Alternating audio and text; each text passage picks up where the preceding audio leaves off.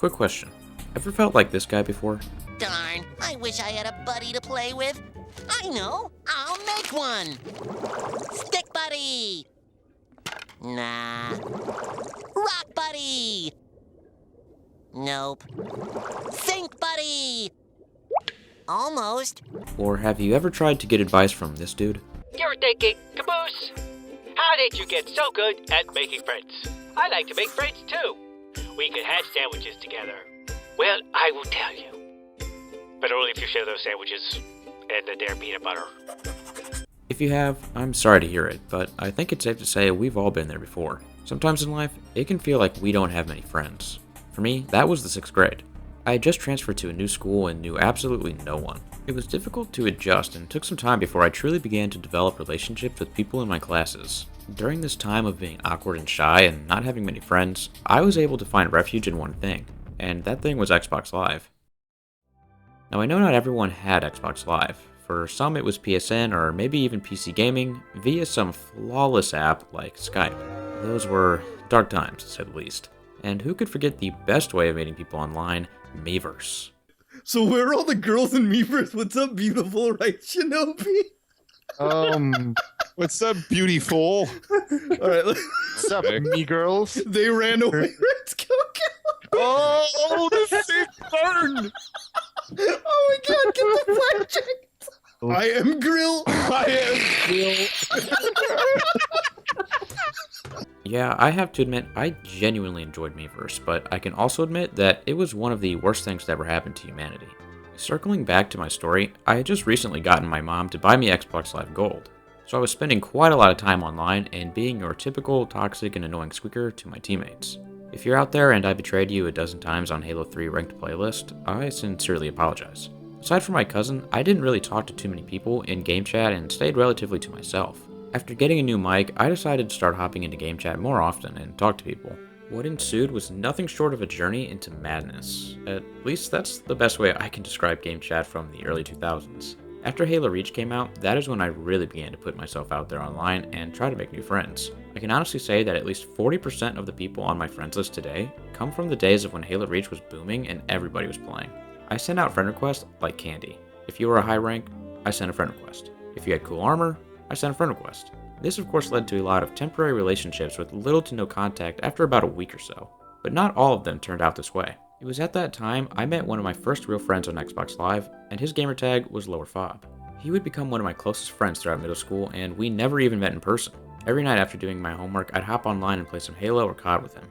As time went on, I would develop a few more relationships online that lasted well into high school. It was these relationships formed over a bunch of pixels and an internet connection that would get me through those lonely months in the 6th grade, and go on to be some of my closest friendships for the years to come. I think anyone who has spent even just a day on an online video game like Call of Duty, Halo, Counter-Strike, or anything else like that knows the vast swath of individuals you might come across. It's almost like its own ecosystem, made up of strange and delirious animals all shouting at once into the great beyond. Well, okay, that's a bit of an exaggeration, but you get my point. Let's try to simplify this a bit. I've decided to break down the types of people one may meet in game chat to a few categories. First, the DJs. This is DJ Soul! Say what's up to DJ Soul on the f***ing tubes! Yeah! These are the types of people that just blast music into the mic with absolutely no mercy. I think these have become less prevalent on platforms like Xbox Live, but are still an ever-present entity on games like Counter-Strike. I hate to admit it, but I was for a brief time one of those guys who would play music while in game chat, typically through the nightmare known as the Xbox Kinect mic, which quite frankly deserves its own separate video altogether. I just assumed people wanted to hear Fallen Kingdom by Captain Sparkles as much as I did back then. The next category are the squeakers, which I'm sure we have all encountered. These are typically kids under the age of 13 or 14 who haven't quite hit puberty yet, so they have very high-pitched and annoying voices. They are known to react with extreme rage when faced with defeat and may attempt to insult your mother at will. They should be avoided at all costs if possible. Here's a story from a survivor who encountered a squeaker and lived to tell the tale. So when I think about squeakers I've met while playing Xbox Online, two come to mind. One being Grizzly Bear. So this kid was like 7, 8 years old, and every time he joined the Xbox Live party, he would scream profanity as loud as he possibly could to the mic. And it always made me question where his parental guidance was and why they weren't stopping him. Another one that comes to mind is his name was first Modal, was his online name. And he grew very fond of me and ended up changing his name to something very similar as mine. I thought that was very strange. Now, I have befriended a few of these types over the years, and they have provided a plentiful amount of entertainment to me, to say the least. The next category are the tryhards.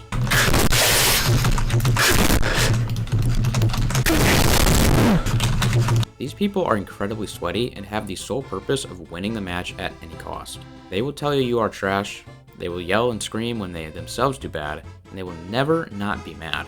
I typically avoid these people, even though I have been known to be a tryhard myself in games like Siege.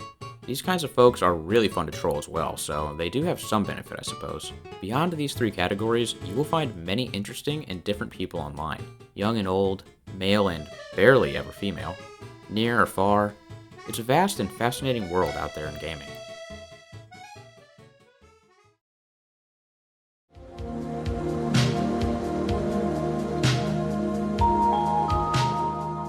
While the times I spent with my buddies online were some of the best times I've had on a video game, nothing good lasts forever.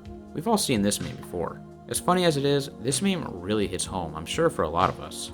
While there's a sense of ease when it comes to making new friends online, it is just as easy for those relationships to stop.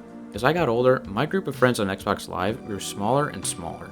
This happened for a few reasons, but in regards to this video, a big part of it was that people slowly began to appear offline. That's right, the dreaded offline status. Whether they moved over to other platforms or got beamed up by aliens, we may never know.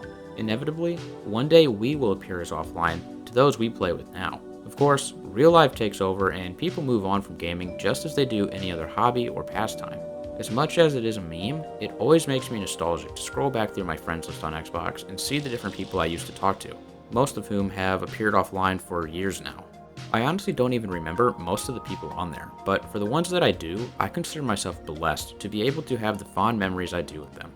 Wow, it kind of sounds like they're dead when I talk like this, but I guess they could be, you never know. While this video is meant to be just for fun and to reflect on the weird and interesting people we've all met online, I do genuinely feel a lot of nostalgia for those times. They just feel so much easier than now, as a lot of us enter into adulthood. I got inspired to make this video after looking through my friends list a few weeks ago and just got hit with nostalgia.